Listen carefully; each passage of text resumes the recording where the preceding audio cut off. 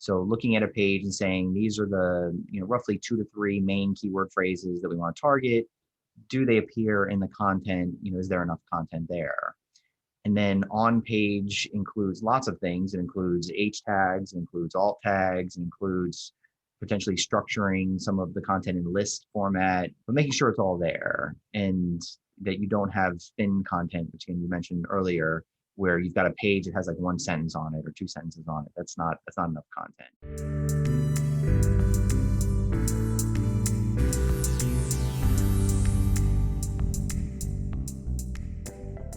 What is the biggest fail when redesigning a website? Not having your SEO team involved. What's the next biggest fail? Not having a qualified SEO expert to guide you through this. Welcome to another episode of Social PR Secrets. My name is Lisa Beyer, and I will be your host. I see it all the time, brands dabbling in and out of SEO. Search engine optimization is what we're talking about.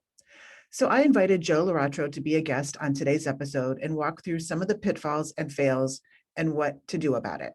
Joe wrote the book, The SEO Diet. He teaches advanced SEO workshops each year at Pubcon, as well as owning his own digital marketing agency, Tandem Interactive. Get ready to tap into Joe's SEO brilliance and find out why SEO is really a PR secret all brands need to know. Welcome, Joe Laratro.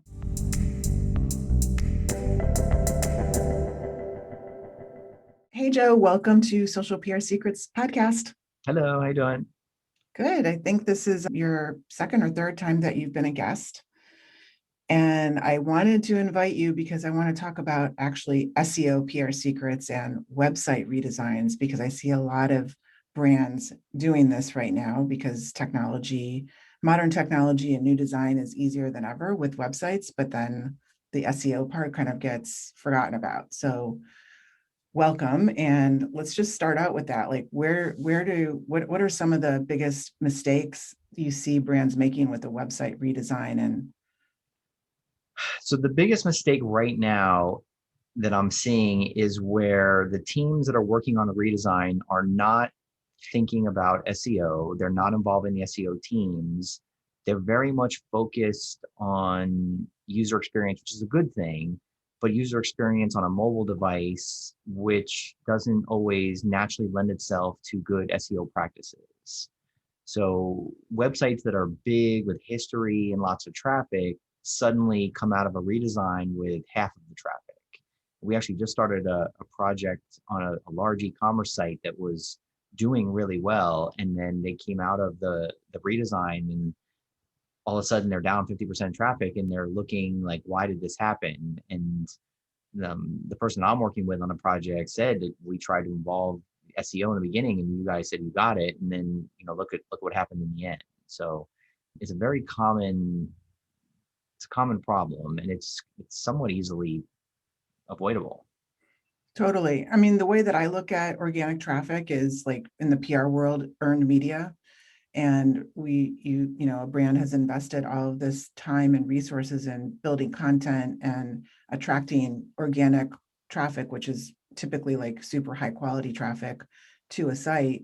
And then to lose it all, it's not like turning on an ad campaign and saying, okay, we'll just turn it back on. Like it's going to take a long time to rebuild.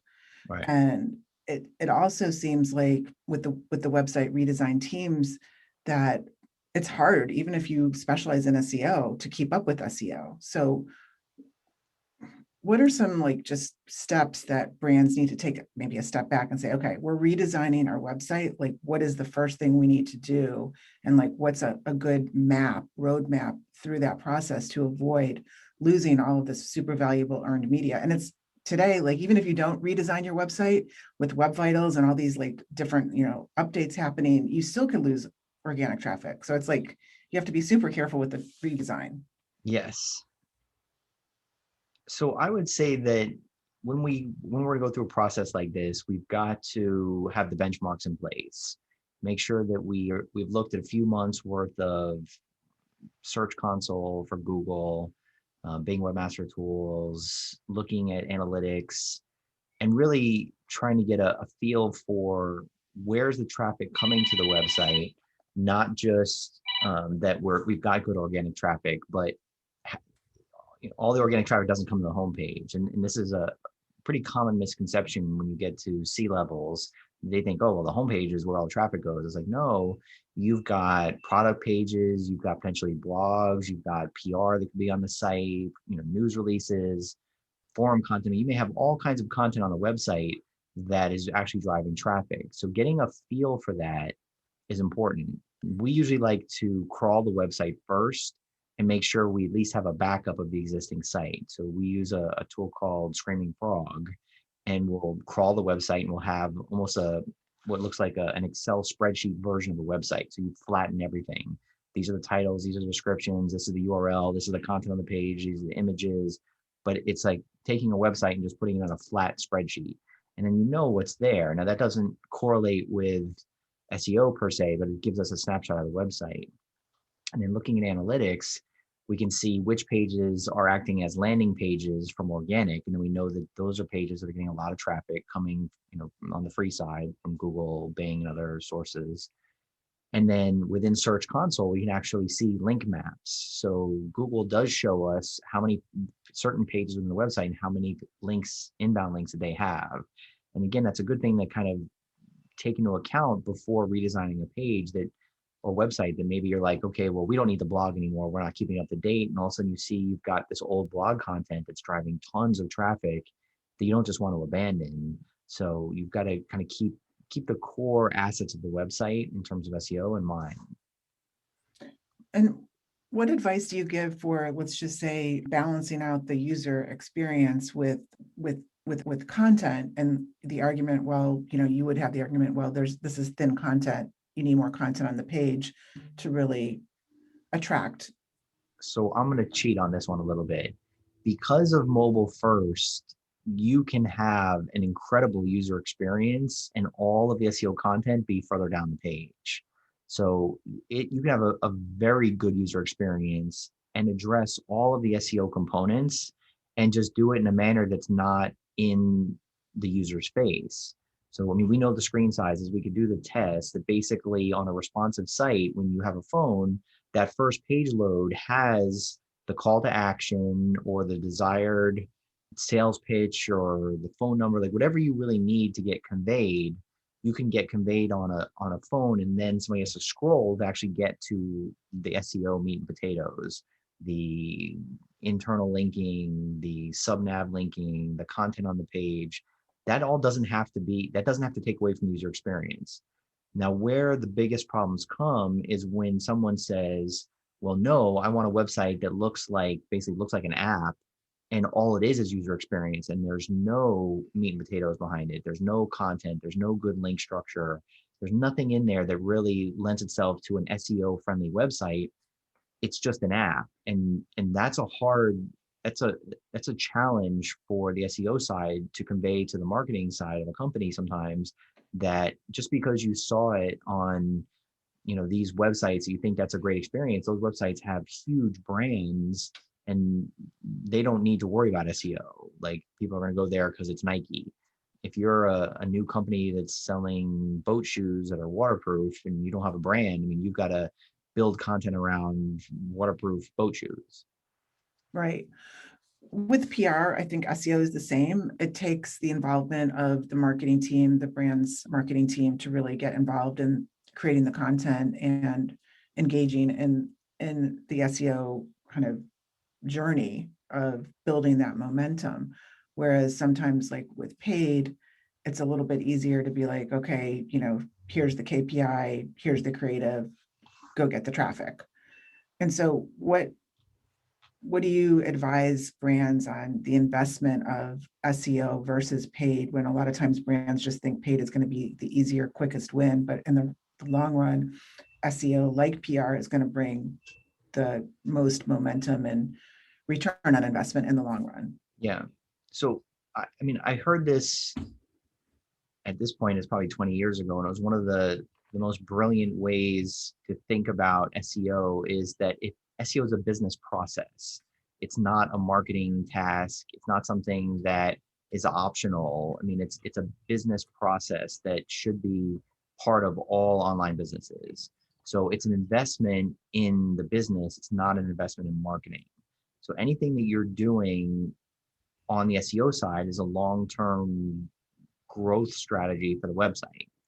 And we're seeing things today where the answer box is still kind of the holy grail. I mean, if you get in the answer box for something, I mean, the traffic that goes along with the answer box is amazing.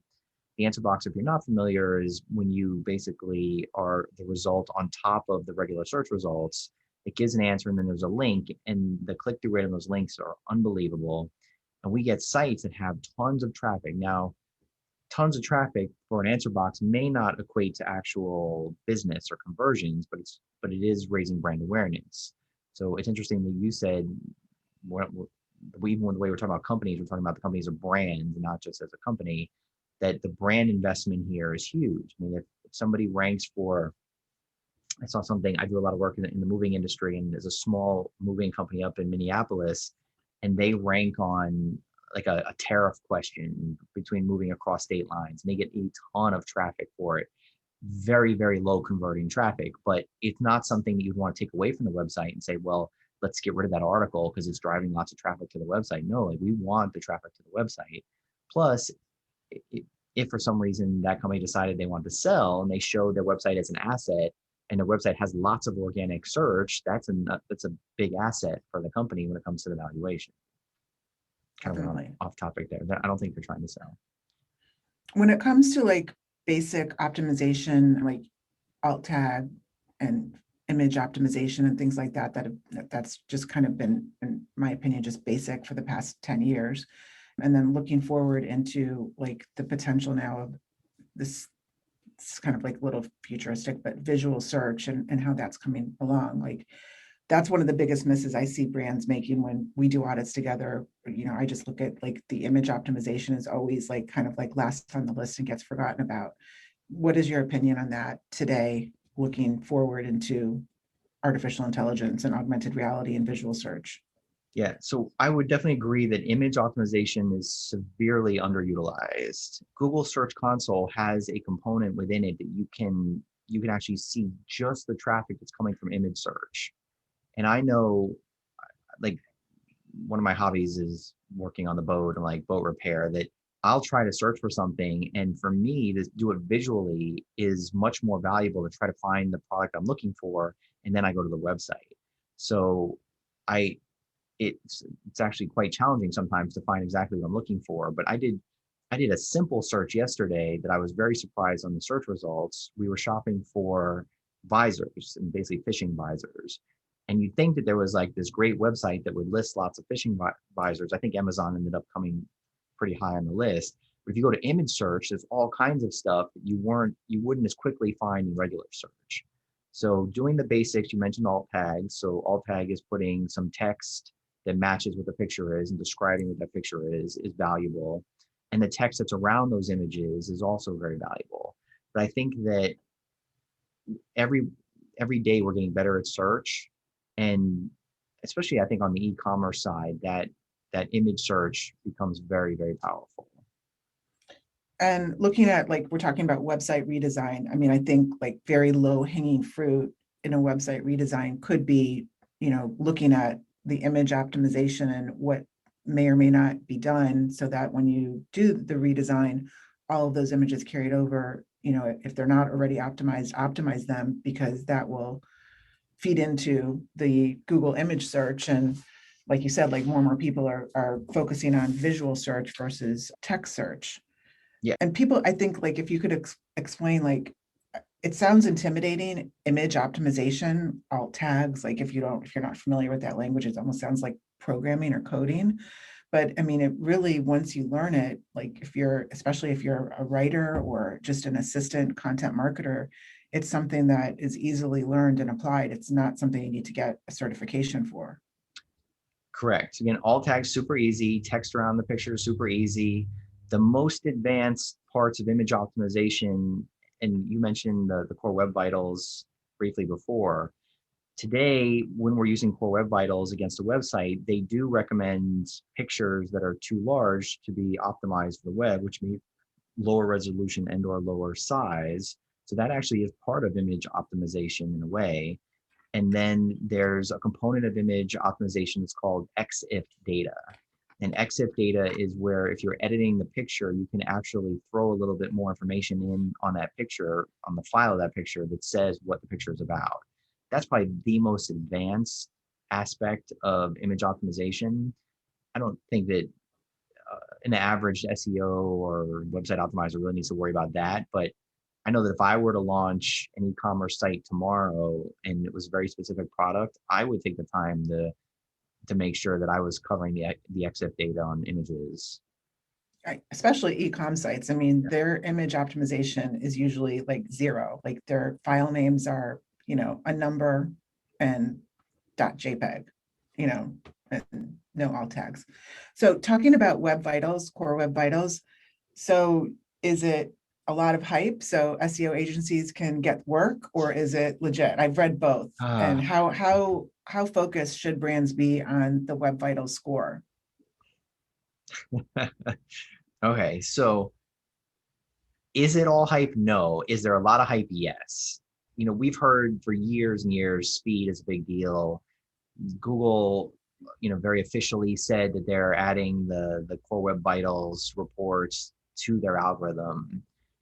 So is it something that needs to be paid attention to? Yes. Is it something that we should shut down the website and all other SEO activities and focus on just the speed score and making sure we're passing? I would say no. Um, What do you think is the bare minimum that's you would consider it okay, even though the score on Web Vitals might be saying it's in the red or the yellow, like what yeah. score are you okay with? So the yellows, and I don't remember offhand. Or we have a few clients that are obsessed about this. I have a client right now that the mobile score this morning came out to a 63, and desktop was like a 96, and that was the best desktop score we've ever seen.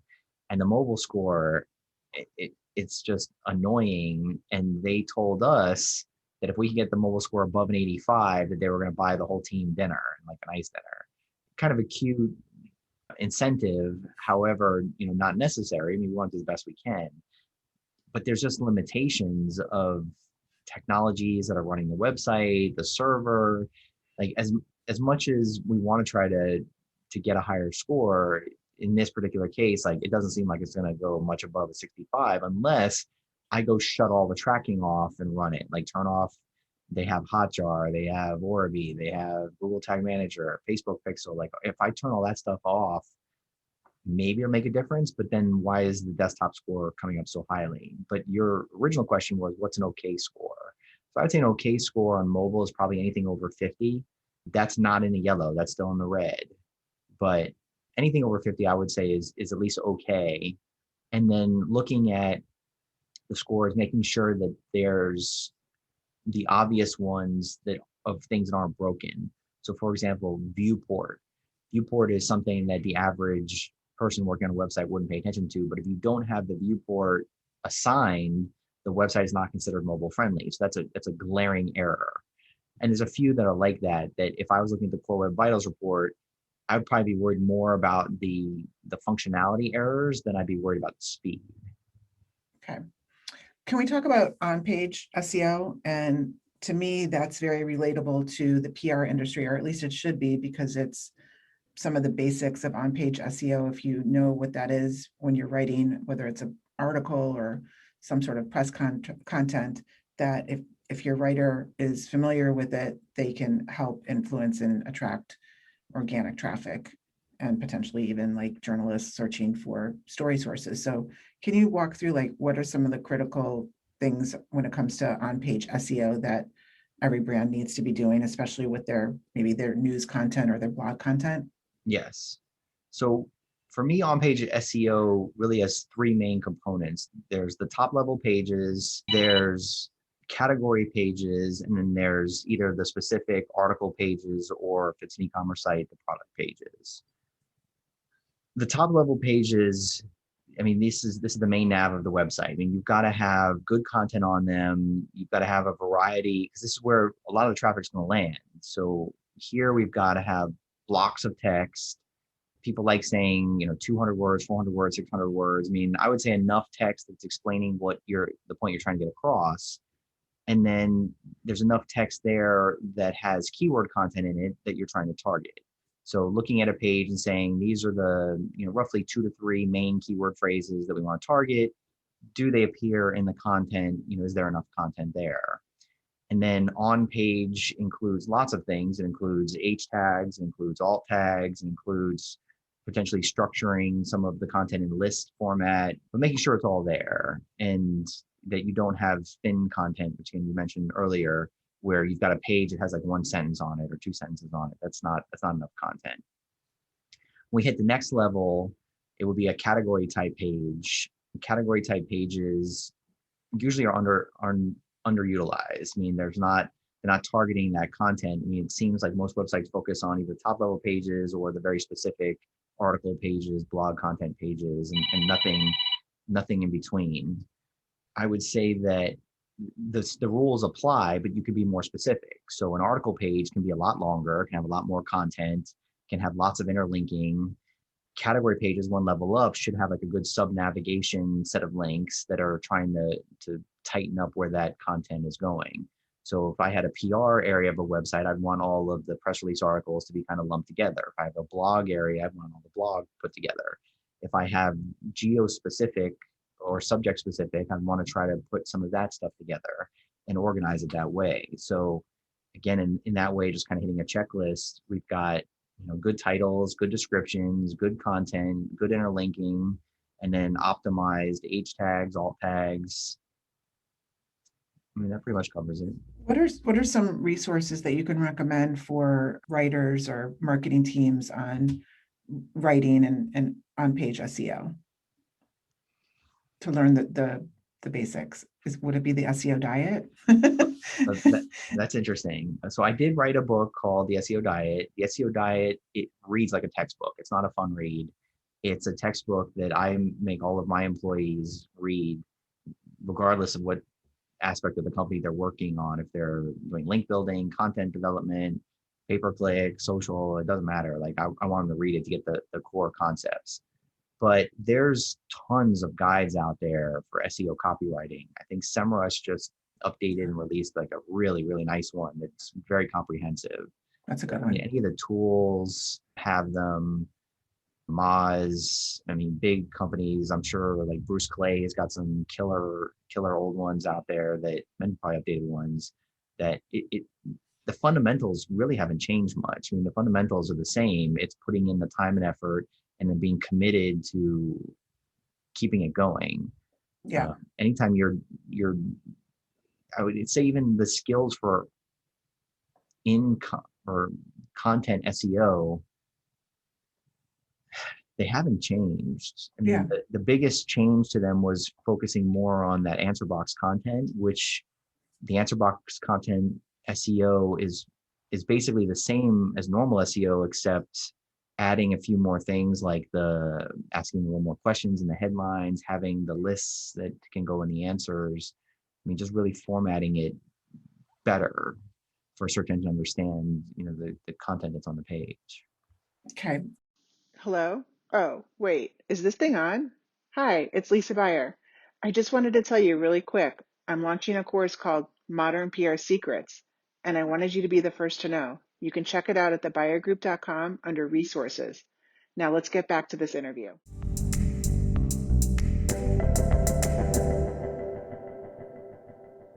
I just want to talk about media mentions and link building and give you 2 examples. You mentioned Moz, which made me think of Rand, who I love, and he now is founder of SparkToro. Yeah. But I interviewed him and we talked about, he's written about it too. Like it's becoming harder and harder, even though media mentions and media links back to your site are considered like the most authoritative and most valuable. And we're always trying to get them. So we had one client in USA Today that got the link directly, to the website. I was just quoted in Forbes last week. Forbes does not support links to sites. They will only link to a source's LinkedIn profile.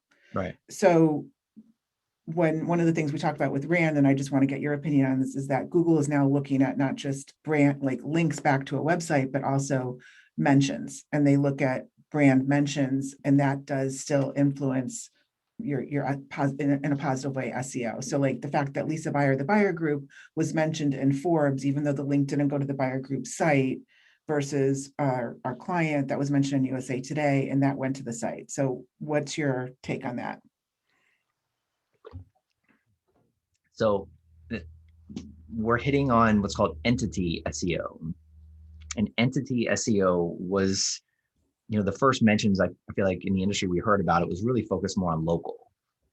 So entity SEO in local is trying to identify the difference between one business and another business may have a very close name and be, regionally close as well. And Google's trying to figure out or assign an entity to that business so it understands the difference between them. And the entity SEO has certainly moved beyond that into the real world. And I think there is definitely value of mentions and it being assigned to an entity. So the easiest, and it's funny, I'm wearing this shirt today that I'm going to use this example, but one of my examples for entity SEO is myself, because I am Joe Laratro, the SEO, and my son is Joe Laratro, the Transformer guy. Now, unfortunately, today I'm wearing the Transformer shirt, so it doesn't work as well as normal. But if you search for Joe Laratro Transformers, you should be able to find a YouTube video or two or something of my son doing some cool stuff with Transformers. And if you search for Joe Laratro SEO, you should find me in the SEO book and some interviews and things like that. So we have two different entities. And it's Google's challenge is if you post a blog post on this, can Google understand that Joe Laratro that you're talking about is me versus my son? And again, that's basically having entity IDs. So because of that, I think it's fair to say that mentions on a website do carry some weight. It's not the same as a link. I mean, a link is still better, but I think Forbes is a great example of sites that aren't going to link out to places, but they're still valuable sites that Google's got to be able to get some data, some value from that. And even if just passing from like your LinkedIn and your LinkedIn back to you, they'll pick that up. But I like dimensions. And another way that dimensions make sense is what we on the local side used to call citation building. So citation building for local search is making sure that your business name, phone number, and address would be listed on websites. And we knew that that counted toward your actual ranking for local. I think it counts less today. I'm pretty sure it counts less today than it has in a long time. But again, it's definitely can be part of the algorithm. Okay. Let's talk about Pubcon. Okay. So Pubcon is a digital marketing conference that I have been attending, I'm going to say 12 or 13 years, and you are part of the co-creator of it, or how would you describe your role? I am the lead moderator. Lead moderator. Okay, Lead great. moderator. So this year we are having Pubcon Florida in August. It's going to be the first live conference that I'm attending since the pandemic, and you're teaching the master's workshop on SEO. Can you talk a little bit about Pubcon and then a little bit about what your workshop is going to be covering? Yes. So Pubcon, we were supposed to have an event in Florida right as the pandemic was starting, so March of 2020. And it was a very difficult decision at the time because the timing, the timing was like right there. I don't remember the dates, but it was right when things started locking down.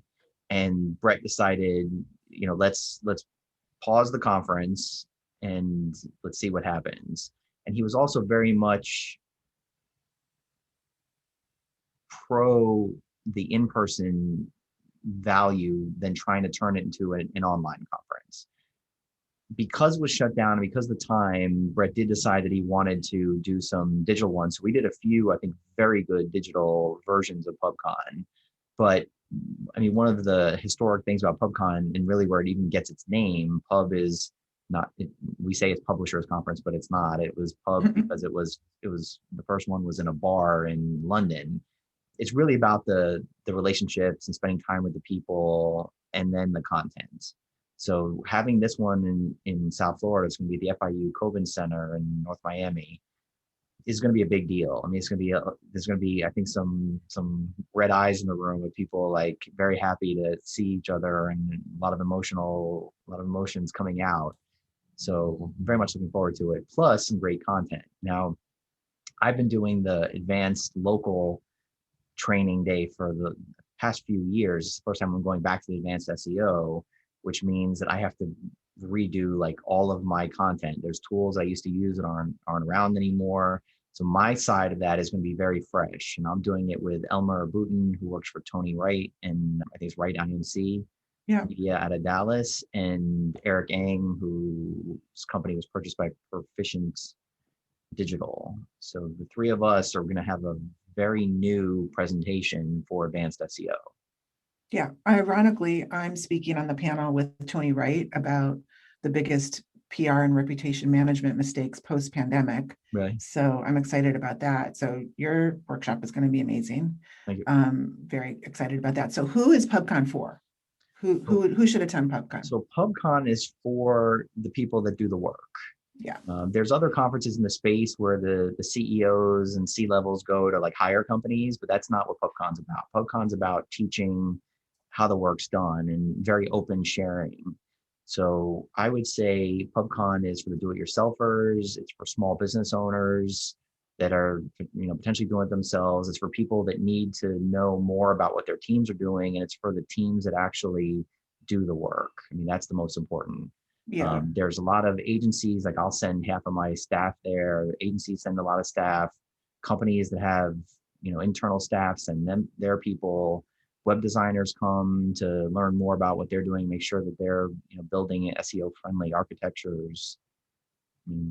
Yeah, I always recommend my clients' marketing and PR teams to attend Pubcon just to, think out of the box and learn what the other, to avoid working in silos, so that PR, SEO, PPC, social advertising can all work together and kind of understand what the other is doing. Even if I don't do social advertising, I still go to the sessions just to kind of learn how PR can best contribute, or vice versa. And the one thing about Pubcon I have to say also is I have not missed 1 year since the first time I went. And that's how most people are. Like, it's the same group, but it builds each year. But it's just like, if I missed, I would be so upset. And it is the relationships, and it is access to, the speakers. Like, you were very accessible. I'm very accessible beyond our session. So anybody can walk up to us and, at a bar or whatever, and ask us anything, and like, we'll help them. And it continues past the conference, not just when we're there. And I think that's what's very special about Pubcon, and Brett and you and the whole team have done an amazing job at keeping that momentum going, even virtually, like even through the Facebook group. You guys, check out the Facebook group for Pubcon, and you can get a taste of the community there. Yeah. I like to call it the Pubcon family. I mean, when we start the conference, I say, welcome to the Pubcon family, because it really is. It's an amazing group. Yes. And one thing I also want to shout out to Brett and the Pubcon team is that they've always been very supportive of female speakers, and making sure that there's diversity, and that the women speakers are getting a very fair chance of having an impact and being part of the industry, because it still is an extremely male dominated industry. And sometimes it's hard to diversify with females, but you guys always do a great job at making a point of that. So I'm going to be featuring a lot of the Pubcon female speakers and female disruptors, and throughout the month of July. One last question, Joe. This is about budget, and we've had this conversation before. This is kind of my opinion. I see brands all the time throwing money at paid, throwing money at PPC, like it's bottomless. The budget is bottomless. But then when it comes to investing in SEO, which I consider in the same category as PR, oh, sorry, there's no budget. So I came up with this idea, like, okay, if you're going to have $100,000 budget for PPC, 20% of that should be devoted to SEO at least. And what are your thoughts on that? Like, I always see, SEO is so important, it's a priority, but then there's never the budget allocated to it. Yes. So again, SEO as a business process should have a dedicated budget. In terms of what percentage it should be paid search, I don't believe is a fair way to ask the question, because I get asked the question all the time of like, what's the right mix of traffic on my website? And the answer really should be ROI. So paid search, if paid search is driving at 10 times ROI and you're making a lot of money and you're happy, there should be an unlimited budget as long as you can fulfill. And if SEO, which doesn't really have an ROI per se, I mean, you could kind of back into it versus the investment, but because it's a long-term investment, it's harder to say. But I think it's a set budget, and if you're happy with the results and there's room to do more, then you increase the budget. It's just very hard to say that $100,000 budget should in paid search should have a $20,000 starting budget in SEO. I'm just looking for like some sort of like a formula to, or a guideline. Like if you look at one of our clients' organic search results, like time on site is, 10 times better than paid for organic. And there is criteria you can say, here is your return on investment, and here's why you should, an argument why you should invest more. So I don't know. I just feel like it's one of those things that gets just brushed under the carpet and never gets done. Yeah, I think there has to be a budget, and I think the budget is relevant to how well the company will do from that traffic. So just some like random examples, small, medium businesses that work with us are spending, let's say, $2,500 a month on SEO. We work with multi-location businesses that can make a lot of money per new business, let's say in the drug treatment facility world. They spend $40,000, $50,000 a month on SEO. I mean, but the value's there. I mean, what a new client for them could be worth $30,000 to $50,000, where a small local business, a new client might be worth $2,000 or $3,000. So, I mean, that has to be part of the formula, but I don't have a perfect formula for it other than saying you got to start somewhere and then see what the results yield. And if you're happy, then eventually you can increase, but it never ends. I mean, unfortunately, SEO is a never ending investment. That's what I say about PR too. Joe has a beautiful infographic piece that is on, if you're launching a new website, a pre-launch checklist for new websites, new businesses. A lot of what we talked about today was on a redesign and SEO best practices for redesign. But thank you, Joe, so much. And I will see you at Pubcon in person, and hopefully people listening to this, look it up, pubcon.com. It's August 3rd through the 5th in Miami. Yep. All right. Thank you. Thanks for having me. Thank you.